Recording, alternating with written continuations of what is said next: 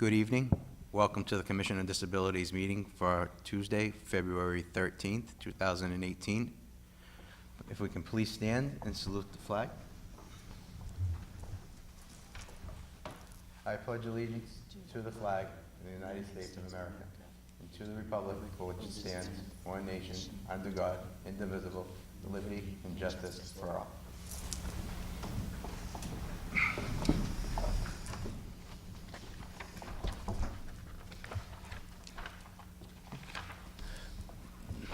First item is a roll call of the members.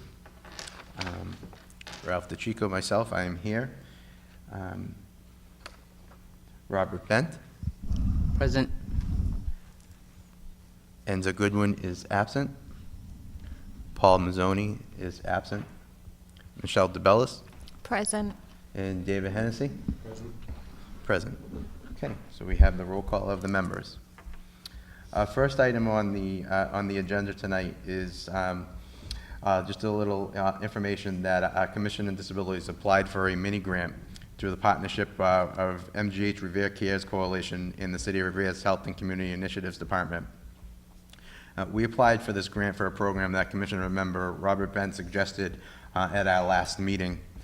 With this program, we will create and establish a safe environment for the disabled youth of all ages and be able to learn and implement artistic, social, educational, and emotional skills so that they feel like they belong and that they are the same as the able-bodied youth and young adults in our city. Also, there's a way to show the volunteers who do not have disabilities a way to help and assist with people of all abilities, allowing them to learn how they function in society on a day-to-day basis, being disabled physically, mentally, or emotionally. The amount of this grant that we applied for and did receive was $1,177.62. What we have established, myself and Robert, is what we are the first basis of this program that we want to establish is going to be an art program for these children to teach them some artistic skills. And along with having hopefully some high school students, reaching out to some high school students to help assist in this program, along with reaching out to some community members that would be able to assist on this. We have to still try and facilitate a location now that we have been approved for this grant. Now the next step is moving on to that. We would like to try and implement this program by hopefully mid to late spring.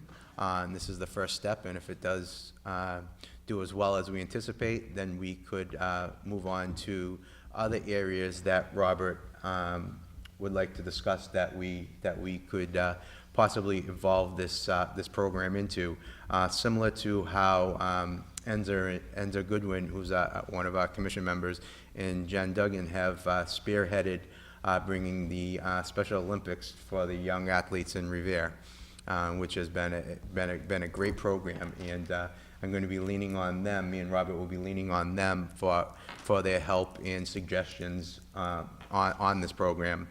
Also, as an update, myself and Robert, we met with Vivian Catino, Marino, and Sylvia Chang, along with Dimple Rana, who are involved with MGH Revere Cares Coalition and Revere's Healthy Community Initiatives yesterday morning. And we briefly went over our goals, and we hope what our benefits will be for this program. And we basically had a joint conversations on goals and ideas and suggestions on who we could reach out to for some assistance with this, and locations that we possibly would be able to reach out to see if we'd be able to use. And we have to have a collaborative meeting amongst ourselves to see when we feel would be the best time to facilitate having a program like this, because I know that these children have a lot of activities that they're doing now with with appointments and with school activities, educational activities, and whatnot. So we want to make sure that we don't establish this program and not be able to facilitate who we want to reach out to. So first of all, I want to commend Robert, who's a new member, for suggesting this. I think it was a great initiative, and it's something that's needed, and it's for the children from 2 to whatever. And like I said, the first step is to teach them some art skills.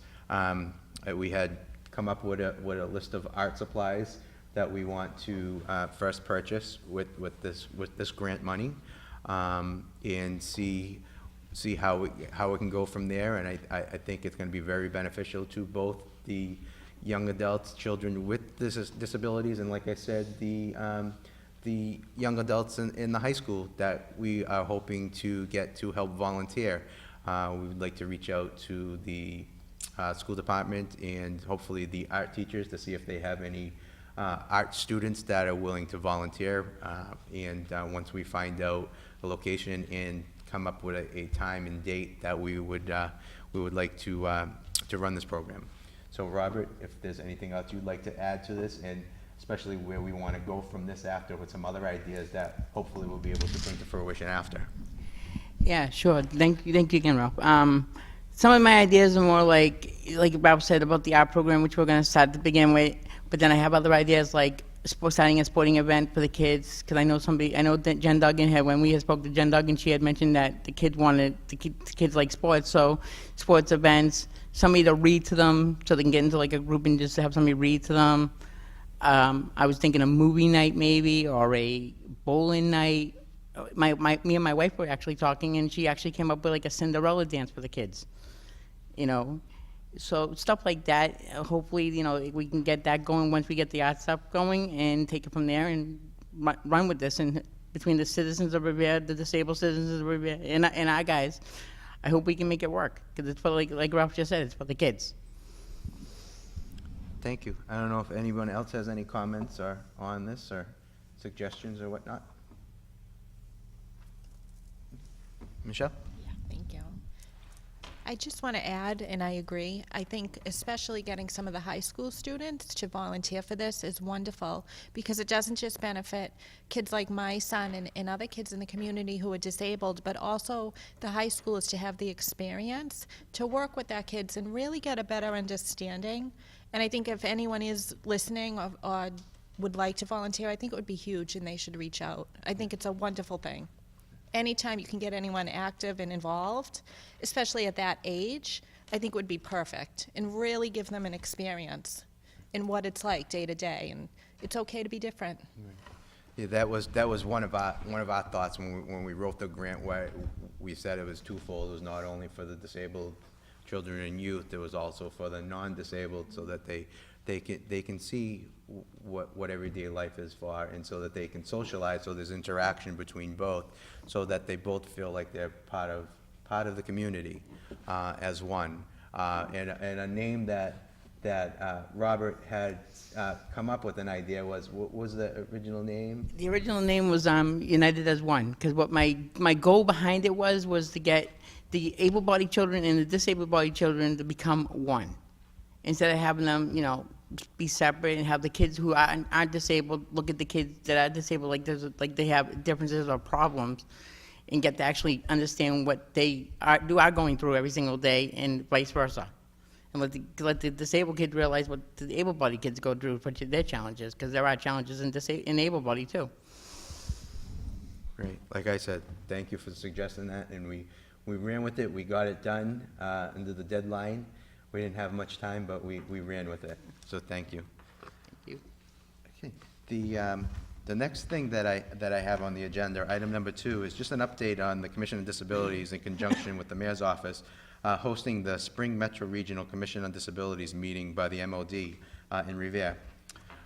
Just as an update, with the approval from Mayor Arrigo, we'll be hosting this meeting on Tuesday, May 1st from 10:30 a.m. to 1:30 in the council chambers at City Hall.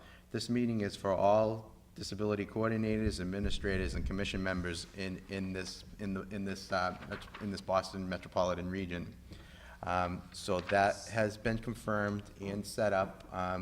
I've been in communication with Jeff Dugan, who is at the state MOD, and he was very grateful and appreciative and thankful that Revere will indeed be hosting this. I think it's very beneficial, and I will be sending a calendar invitation to all of Revere Commission members on that, now that we have that approved. I didn't know if anybody has any questions or any comments on that. Seeing none, I can move on to item number 3. Item number 3 is CODA, which is the Commissions on Disabilities Alliance. And this is a monthly conference call meeting that's set up that I've been a part of. And I just wanted to update the one for February, that we had a conference call last Wednesday, the 5th, and the items on the agenda included a variance seminar that will be taking place at Boston City Hall on February 18th. And they'll be sending out further information on this. And when I get that, I'll be able to share that with the rest of the commission members. Also, they briefly discussed the state parking guide, which they'll be going into more detail on future calls. This call was kind of brief. They just wanted to summarize what we'll be doing at the next calls. And another topic which was discussed was the Alliance's continued goal-setting items for 2018. In which they asked all of us members that are on the call to think about some ideas. And then I also mentioned that Revere will be hosting the Spring Metro Regional Commission on Disabilities meeting for the state in May. One other item that I mentioned that I want to be discussed on our monthly call next month is a way to see, exploring a way in which hospitals and medical buildings would agree to allow a fee exemption for people attending an appointment or procedure that have either an HP placard or an HP plate in Massachusetts. This is not only applicable in medical and hospital garages or lots in many European countries, but also privately owned parking lots and garages. And they're going to be placing this on our call on the agenda for next month, and I'll keep everybody updated. This came about to I received a few calls from a few of our Revere residents who were disabled and asked me if I could find out about this. They wanted to see if there's any way of having an initiative of seeing if this is something that could be done either with a ballot or question, and asking other people about it. I've also had a brief discussion with Rosalie Vincent's office. And one of her office staff is going to be looking into it further for me and getting back to me. I think it was a very valid point that a few of the residents brought up to me. I know from what I hear, and I know a lot of the hospitals are in financial crises right now, money-wise, but I can't see. I also know that a lot of seniors who go to these appointments who are disabled are in financial crises. And a lot of families that have children who have HPs or HP placards or plates are in financial crises also. So I'm wondering if there's some way that they'd be able to meet us in the middle and see if something can be done. Right now, I'd like to see if there's a way that we could have a discussion some way, somehow on the state level. So I don't know if anybody has any comments or questions on that. My only question is about working at Master Only in the parking garage for 18 years like I did. If you have an HP plate, how would the cashier know that they have an HP plate? Because the cashiers at Master Only aren't at the gates anymore. They're in central. They have a central pay area now. So I'm just wondering how that would work as far as like, how would they know that there's actually a plate on the car that's disabled, or a plaque, if the plaque's on the window and they're in a handicap spot? How would they, most people ain't gonna wanna go back and get their plaque, Right, and that's where we open up for discussion. Like from my conversations with people that have discussed that, what they do in Europe, that they're not, I guess, as we are, that we're a lot electronic right now, they're still to the point that they have the toll booths possibly that the people see when they're coming in, and they're paying either on entrance or exit. So this is why it's good to try and get a discussion on it, to see if there's, you know, some further, if there's any way we can further move on discussing this and finding out. It's a valid point. Anyone else? Okay. Next item I have is item 4 on the agenda, is an update regarding the idea and desire to have a fully accessible playground park built by the HYM Development Group at Suffolk Downs. Since I mentioned this at our last meeting, I've spoken to Bob O'Brien, who is part of our Economics Development Department, and I spoke to him regarding my desire to see this established, and he was in full support, and actually my timing was perfect, as he was writing a proposal to the development group on what the city of Revere would want and like to see at the site. I'm not sure what the exact terminology of what he was writing, the form that was being written up, but Mr. O'Brien was going to add this to that proposal. Also, he said that he would like me to be part of more elaborate discussions with the development group on this in the near future. Also, to elaborate more on this, I mentioned this to Patricia Mendez, who's the architectural access specialist for the City of Boston's Mayor's Commission for Persons with Disabilities. My idea regarding the fully accessible ADA approved municipal playground on the Suffolk Development project, either in Revere, East Boston. Both are in the middle of the project, and she loved the thought of implementing this, and would bring this to the rest of her members. Since our original conversation, I received an email that her group is delighted on the opportunity to join the City of Revere in its accessibility goals, and particularly in support of the accessibility playgrounds at the Suffolk Downs project site. And they would like to invite me to the Boston City Hall to meet with the development team. Her team is part of the BPDA review process, and just needed to check my calendar and give them some possible dates. I actually had sent her an email today, and actually Bob O'Brien from Revere's Economics Development Department would also like to come with me and to the meeting and have further discussions with them. So we're just trying to find a date that works for all of us to be able to go in and sit down and talk to them at the City of Boston, in Boston City Hall. So once that happens, I will once again make sure that I keep everybody up to date on those talks and discussions, and also on the same token that they want to make sure that we are in communications on the complete streets of the Suffolk Downs project, and we're all on board and on the same page with the City of Boston, in which we are. So we will also be having discussions on that at the same time. So I'm not sure if anybody has any comments or suggestions on that, or has any questions. The next item on the agenda, see if, since Enza usually does this, if Michelle would want to do item number 5 for us. The Drop and Stay Playgroup continues to run every Monday night from 6 to 7:30 at the Revere Rec Center. You can get more information on the Facebook page. On Monday, February 12th, last night we had our very successful Valentine's Day party for the kids. They ages and ranged 2 to 9. The cost was $5 per child, and there were a lot of wonderful volunteers. There was a lot of support, and we had donations. It was greatly appreciated, and the kids had a ball. CPAC will hold its monthly meeting on Wednesday, February 28th at 6 o'clock at the Revere League for Special Needs. Thank you. I don't know if anybody has any questions on that. Okay. Next is item number 6, which is old business. I just wanted an update regarding the municipal ADA planning grant that the Revere Commission on Disabilities applied for. We received a letter, unfortunately dated February 1st, that we were not included in this round of funding again. But what the letter also states that if further funding comes available this round, they'll reach out to us directly.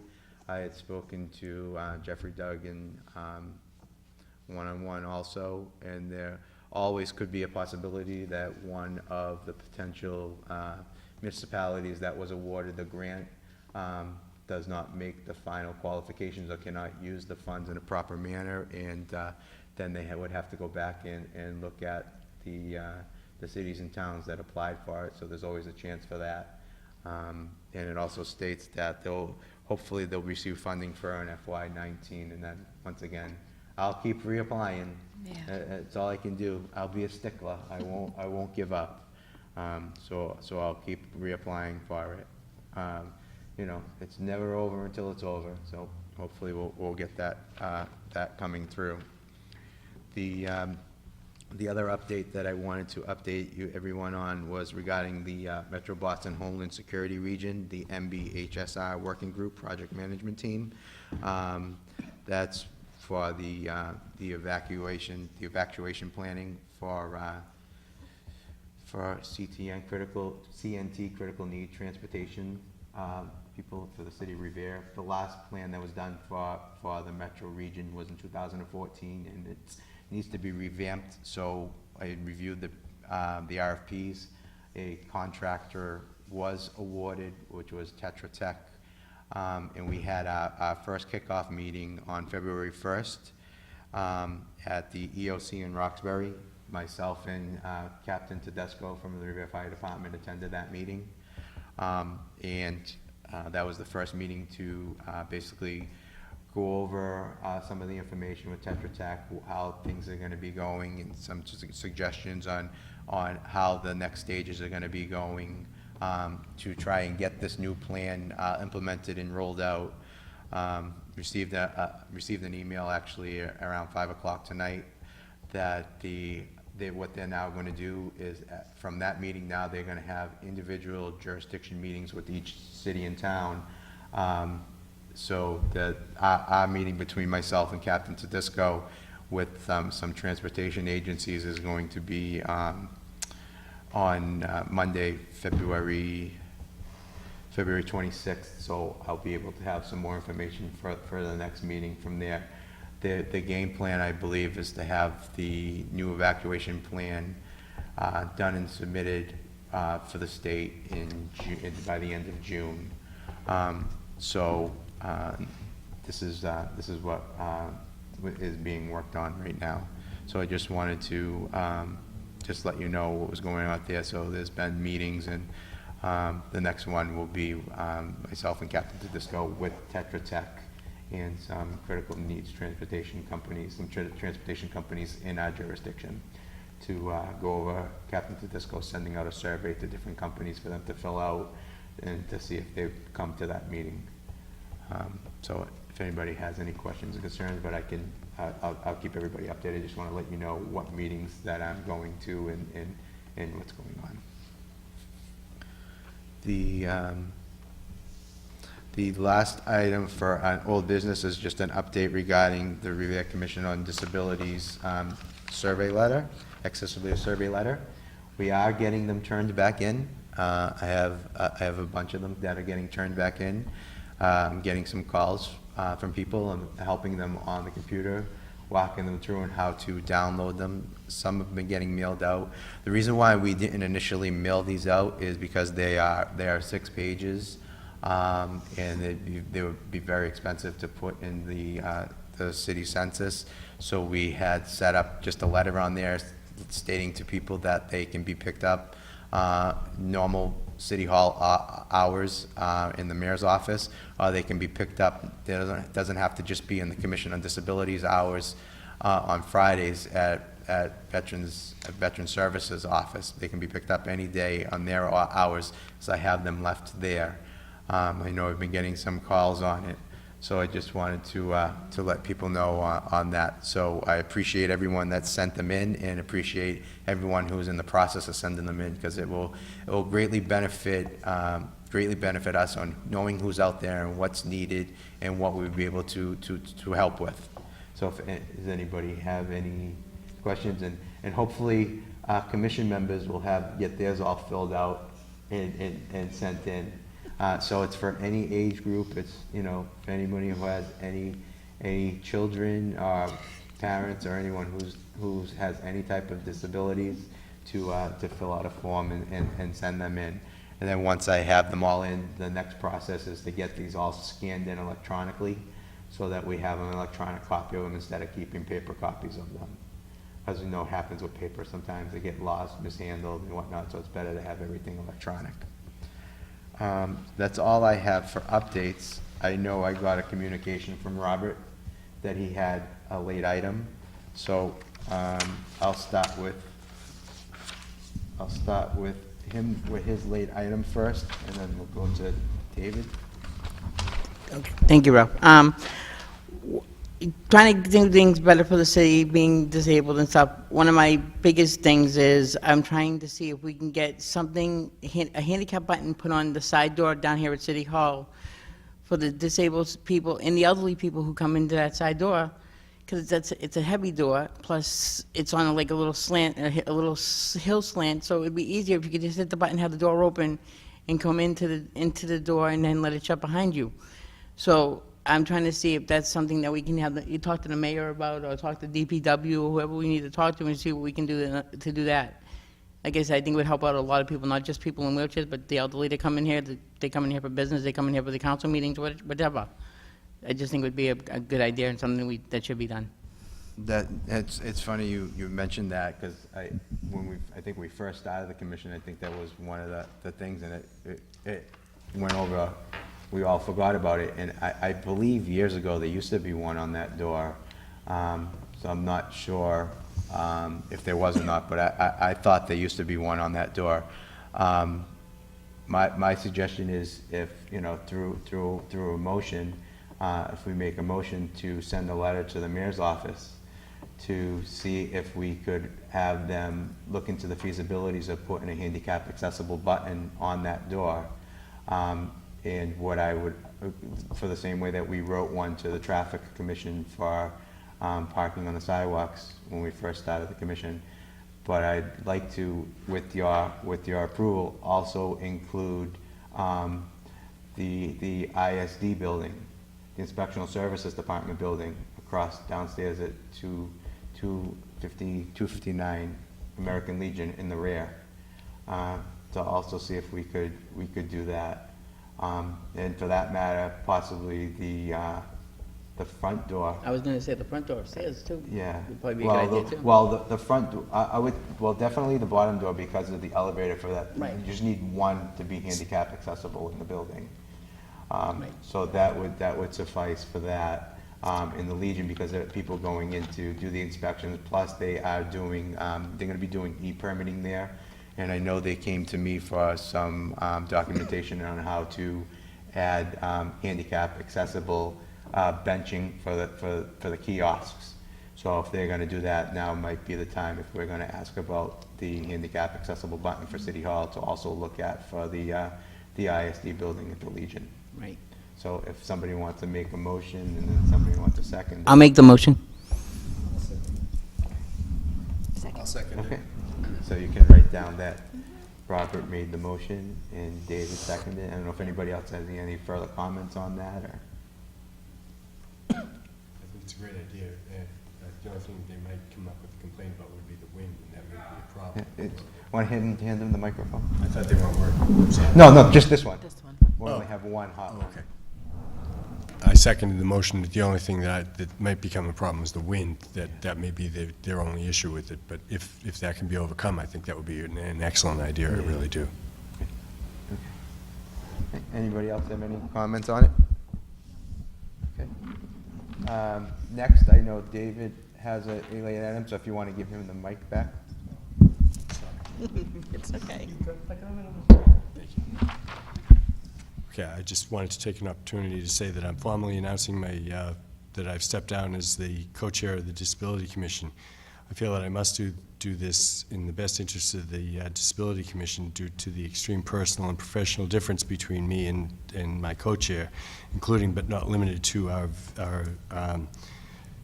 visions for the commission and our differences differences in developing long and short-term goals and objectives, and also the differences in time that we're each able to offer to the commission.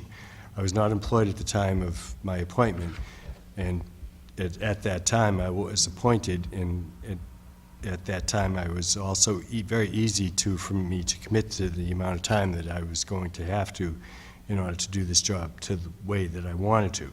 Now being employed, that's simply not possible. Ralph has been able to, Ralph's schedule and personal agenda have allowed him to do all that he needs to do to devote the time that the commission really deserves, and I really applaud him for that. I'm not really able to do that since I've been able to return to work. I will be staying on as a Disability Commission member and working in full cooperation with the chair and confident in his future work on the commission. I'm really proud of the good work he's done, and I think he's done a great job on that. Thank you. Any other late items?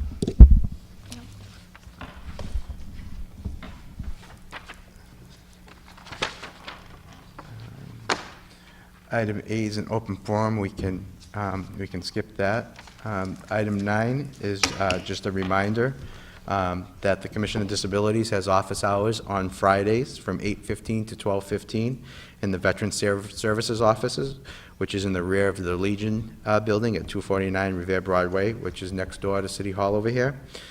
You can also call for an appointment if you would like but do not need one. You'll be able to talk to someone from our 301 constituent office on other days when you call our office number at 781-286-8267. They should be able to answer most of your questions, and if they can't, what they will do is, if you would like a call back from someone from the Commission on Disabilities, they will transfer you to the Disabilities Office voicemail, and someone will get back to you as soon as they can. And one other note is also, please let us know if you'd like something discussed or brought up. And if you would like added to our monthly meeting agenda, and you could also let us know if you'd like to come and speak on it. Our commission, as always, is here to assist all of the disabled residents and families in the city of Revere. That's what we were originally reestablished with great thanks to Mayor Rigo and his administration. So without knowing what the needs and wants are from the residents, we wouldn't be able to assist you in the best way possible. So we need to hear from you and for you to reach out to us for us to be able to do our jobs in the best possible way. I don't know if anyone else has anything else to add or any other comments. One other thing that I just wanted to do is I just wanted to wish Happy Valentine's Day to everyone out there. Everybody knows where I live, so you can send me a nice Valentine's gift. I can hear Rick in the back laughing. Car would be nice. So whatever you want to send, that'd be much appreciated. Only kidding. Before I ask for a motion to adjourn, our next meeting will be Tuesday, March 13th at 6 p.m. Can I have a motion to adjourn? I'll make the motion. And I have a second? I second that. Thank you, and good night.